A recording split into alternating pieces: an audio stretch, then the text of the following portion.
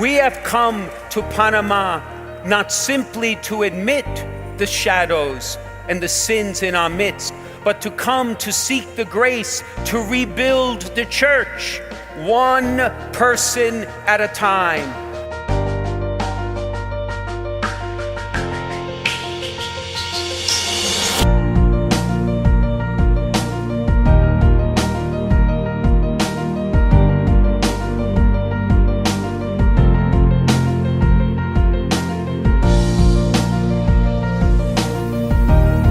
World Youth Day 2019. My name's Emma Ryder. I'm the coordinator of the Face of Prayer here in the Diocese of Bridgeport, and I'm leading the contingent from the Diocese of Bridgeport to World Youth Day 2019 in Panama. One of the really cool things about World Youth Day is that you meet people from different cultures, backgrounds, and you have this immediate connection with them because you simply believe in the same faith. Simply believe in Jesus Christ. And it's an amazing connection to have right off the bat with somebody that lives on the other side of the world.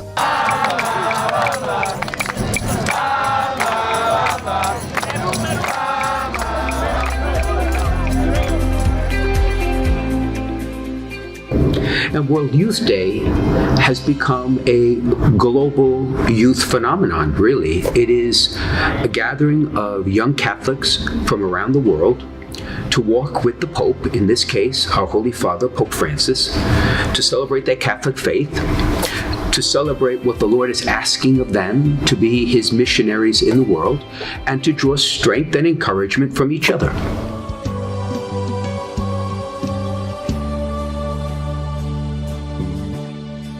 So I feel most connected to St. John Paul II. He started World Youth Day in 1985, and he is just such a heroic witness to the faith and just had such a love for young people. And so you can really feel his presence still in World Youth Day anywhere it is. It's just amazing, the legacy that he's left behind for us to continue to celebrate the faith and come together as one universal church.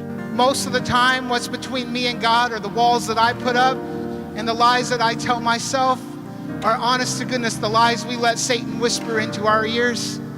And my catechesis today, the bishop slammed his hand down on, it was Bishop Caggiano, he slammed his hand down on the altar while he was talking and said, right here, heaven touches earth. Heaven touches earth. And are you hurting and broken? Grace of adoration last night was really nice to just sit there for the hour that we had and just talk to Jesus. Jesus is calling. World Youth Day was an opportunity for me to it's kind of like renewing your vows with Jesus, kind of. So it was just an eye-opening experience, oh my gosh, all of these people share the same love for God that I do. So it's kind of a reassurance, but we're in the right direction.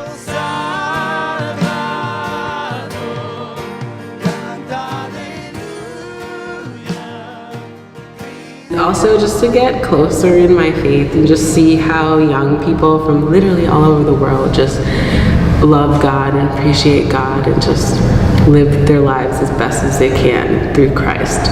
Oh, young people from the Diocese of Bridgeport, you, my friends, are the leaven of change. You are here because in the end, the Lord is calling you to leadership. Now, leadership can be lived many different ways. The most effective leadership is the one that's lived quietly in your ordinary life. You will be wildly surprised at what the Lord is asking of you, what He has in store for you. And part of that is to be a model, a mentor, a leader for other people your own age. So together, like the road to Emmaus, we will walk to find Jesus.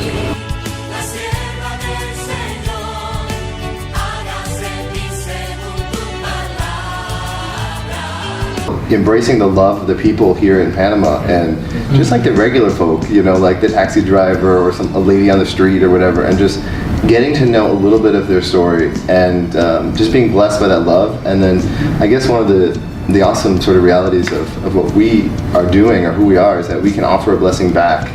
And I found that to be so awesome, a real humbling privilege to be able to pray for them and to love them in their situation. So that's been a real grace for me.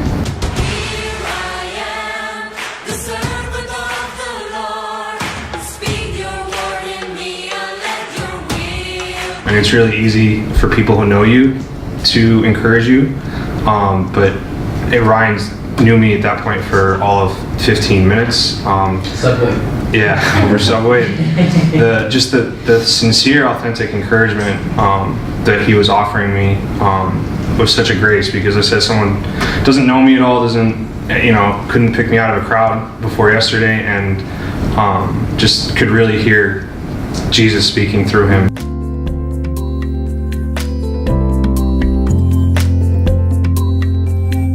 So leading up to the vigil, pilgrims really have to make a pilgrimage to the vigil. And on that walk, God really breaks down walls within you.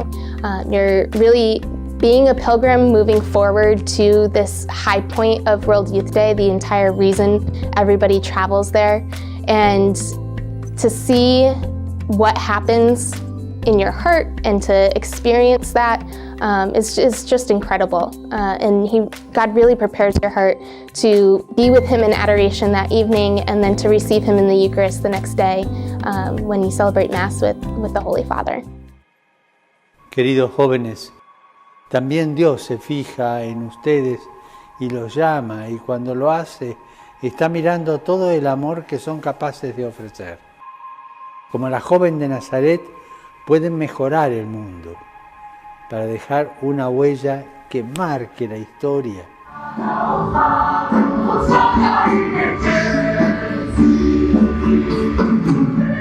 When I go back, all my friends are going to ask me like where I've been and what I've been doing, and I tell them exactly what I've been doing, and a lot of them are genuinely interested, and for some of them, it could even spark an interest in the faith.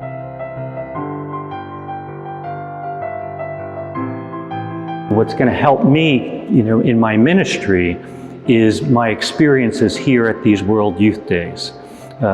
It'll just bring so much joy into my life and into my preaching that I hope to bring that back and share that experience with my parishioners.